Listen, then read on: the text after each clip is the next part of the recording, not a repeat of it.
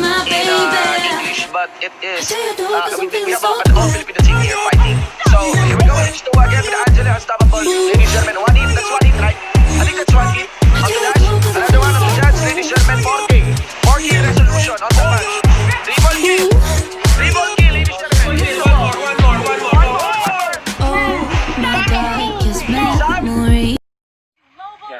It really says a lot, and it will do a lot for this certain meta. Let's check how will this unfold. H2O will pick that Aldo, and it is going to be interesting. We haven't seen an Aldous pick in quite some time. Yeah, it's gonna be very exciting.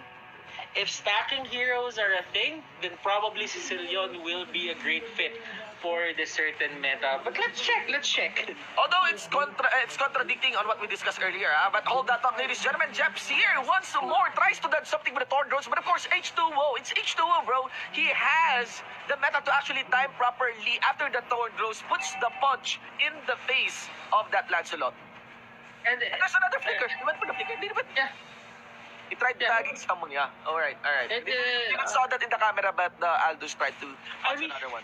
I mean, Aldo in the early game, he just prioritizes those stacks.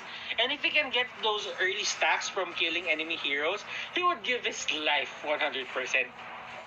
Yeah. It's not like your respawn timer is as high as 30 seconds. So you just do it for the sake of it. You just do it for the hell of it. My curiosity to do is, again, before the team fight happened on that part, it's actually contradicting to what we said because the Aldous requires a longer game, Yeah. The Aldous requires a longer game. So this is where I'm curious. I think NXP is once again experimenting on something on the aspect of on a meta that has been shortened theoretically and on paper. Can we drag out the game to have an effective and scaling Aldous, right? I mean, you don't really have to put all your eggs into one basket. So other lanes can do that as well, and you can just win from that. And it really looks like the Aldo is quite an insurance, if you ask me. Yeah, the insurance. Okay. Yeah, So it's not necessarily the Aldous Yes. that can make can give the win, right? It's just like a safety net for the late game. Yes, it's a safety net. And here's what's interesting. We forgot about this safety net for the longest time, just because every single mid hero was a safety net in its own. Yeah. Yes. We forgot about that kind of meta, right? Yeah. It's an insurance, and H2O, he's gonna play this like a champ, as we all know, and they're just gonna go for that certain pick off into the top lane. Eremi here will get latched. H2O will get the stacks, and that is going to be another set of stacks for H2O. Things are looking great for this guy, and he's just happy that he's stacking on those stacks. Stacking on those stacks, wow. Yeah, very interesting funnel there coming in from the Aldous, ladies and gentlemen. Actually, because we don't see that much Aldous in any tournament, actually, right? For the most part, we're seeing him only in amateur tournament. I already forgot what is the heavy counter for the Aldous. What kind of rotation, right? What is the counter for Aldous? Going for a 5-man. Go for 5 mans, yeah. right? If you go for a 5-man, he cannot duel anyone 1v1 because Aldous with average stacks, I'm not saying high stacks, average stacks, is already a king in 1v1. He has invulnerability. He cannot be stunned that easily, and you get the extra damage just by pressing the first skill, which has about like 3 seconds of cooldown, and you're already gonna win the fight. But if you go 5-man and you intercept him, he's not gonna do anything. Yeah, but the problem here is it's not just Aldous on the 5-man, right? You can a 5-man banks on the idea that Aldous is solo or tries to go in late as he is really prioritizing getting that farm in. But we have an Angela. We have the Angela here for the side of the Aldous. So I feel like H2O here, it's a given. Yeah, you need to farm. If you're an Aldous, you need to rotate properly if you're an Aldous. But I think H2O might be joining the party earlier than the usual Aldous that we see. Ultimate activated. Chase Fate. Let's see here. It's casted towards the Lancelot. And he will commit to the dive. Look at that. Under turret, ladies and gentlemen, using the Angela. It's gonna be Chester here. Focus and still a mega kill is secured by H2O. Wow. Aldo here isn't really the safety net. I think he's the early game carry with all the stacks that he has, on his belt. I think it's really now time for H2O to just win this. Look at his items. He only has the Raptor Machete. Indeed. All right, let us observe. Yep. Yeah, Azure Blade as well for the extra mana regeneration, but aside from that, it doesn't really do anything. H2O is here. Oh, look at that damage dash. Yep. Lots of damage coming in from H2O into the face of Jeps here. Already unstoppable. Here comes PNK. Sending the dog here. A few crowd control into the face of H2O. It doesn't matter though. We have the Grak. Gets cracked here by the king of the Cho. Under the turret though. It's gonna be the PNK still securing another kill. H2O casting the chase fate. It doesn't matter. He will cancel that one. Not gonna be committing into a third tower dive.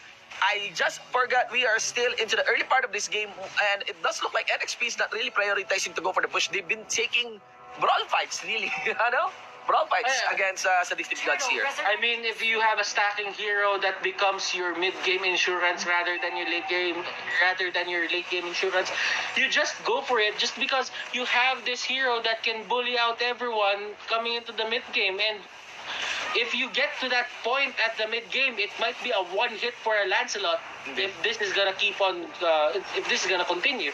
Yep, alright, it will be the glorious pathway casted under the turret, and again, Chester, still no respect for the damage of this turret.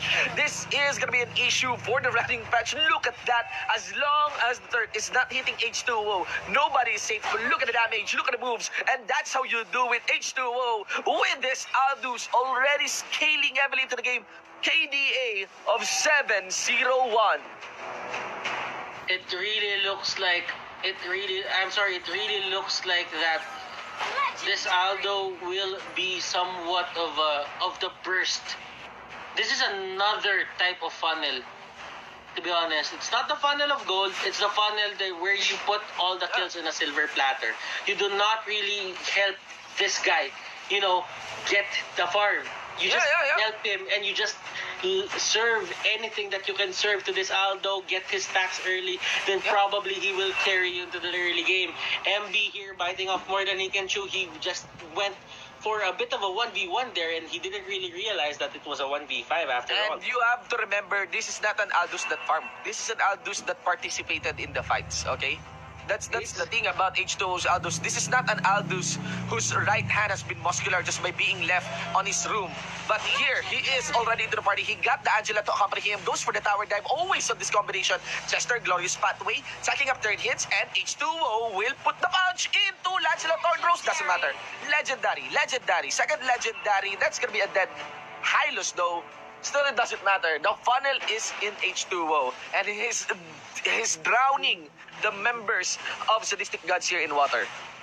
If there was a way to know how much stacks does Aldo have this game, I'm guessing it's probably almost nearing 100. Yes.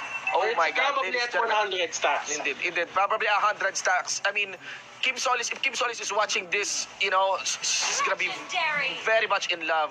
Ladies and gentlemen, the power of love for the side of H2O here. Totally inspired, ladies and gents, by Kim Solis. And these are the storylines that you really want your players to get into. It just makes them strong. Love makes everyone strong. Love makes everyone. Oh my God! When I mentioned Kim Solis, he got shut down. He died. Oh my God. Oh.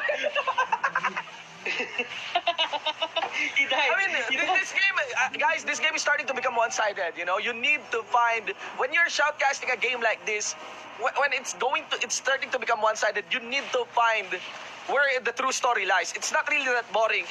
This is a story not of a scaling Aldous, but of the power of love for H2O. And how it makes him strong. How it makes the world go round. Yes. That's the only story that we have here. Okay, I'm not even gonna contest that in any way. Rene J biting off more than he can chew, and that is not the power of love. That is the power of being greedy in the middle of a turret. And MB doing the same thing as Rene J was. But the thing about this Uranus is, he's really tanky. It's not that easy to kill. Even with the turret there, I don't really think that Sadistic Gods has any capability of taking him down. This is difficult. I mean, the tanks, man. I think tanks are 3 hits for H2O. Yeah. I think 2 to 3 first kills. I think for H2O side. Let's look at the damage. 3,188, ladies and gentlemen. 3,188 damage just on the first kill of that Aldous. That's it. That's it, lady. That's almost all of the HPs right now. Oh, look at that! Look at that. I don't know. That's literally one punch. That's literally one punch man right there. So H2O is one. I actually want to see. H2O's damage on the graph. Let's see. Okay. I just want to see. And you have to give a lot of credits to Yawi. You have to give a lot of credits to Yawi. Yawi has been. If you think H2O is good, you really have to look at Yawi, because Yawi is making it possible for H2O to be this certain kind of carry that he can, he can just carry everyone onto his back. And if without the Angela, without his heart guard, I don't really think that this could have been possible, because it gave H2O the extra confidence to just go in. You also have to give it to Chester. Actually, I mean, kidding aside, guys, you have to give it on how Chester sets it up. Of course, it's a given that the Angela, Yawi, will be using her ultimate towards H2O here. But the way they commit to these tower dives, again, if you are facing an Aldous, all you need to do is just get into the safety of your turret. But you are not safe anymore if your turret is targeting the wrong target, right? It's hitting the wrong target. And that is Chester for the most part, the Hylos. They really did it well when it comes to these tower dives. Here we go! Ooh! Oh my god. Dash, don't chase, bro. Don't chase. I mean, it doesn't really put you in a good position. If you're inside the turret and it only takes one hit to kill you, it doesn't really give you the safety that you want. Yep. Look at that.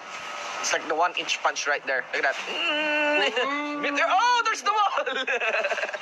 I'm just curious about the damage of H2O. All you need to do is just look at H2O and observe if ever he will come close to a champion or not. Let's check. I think Aldous is going for the Lord. I think Aldous is no, he's not gonna go for the Lord. And I wanna check how much damage can he do to the Lord alone. Yes. Because he has 15 kills on his belt, so that means that's all stack damage. Yep.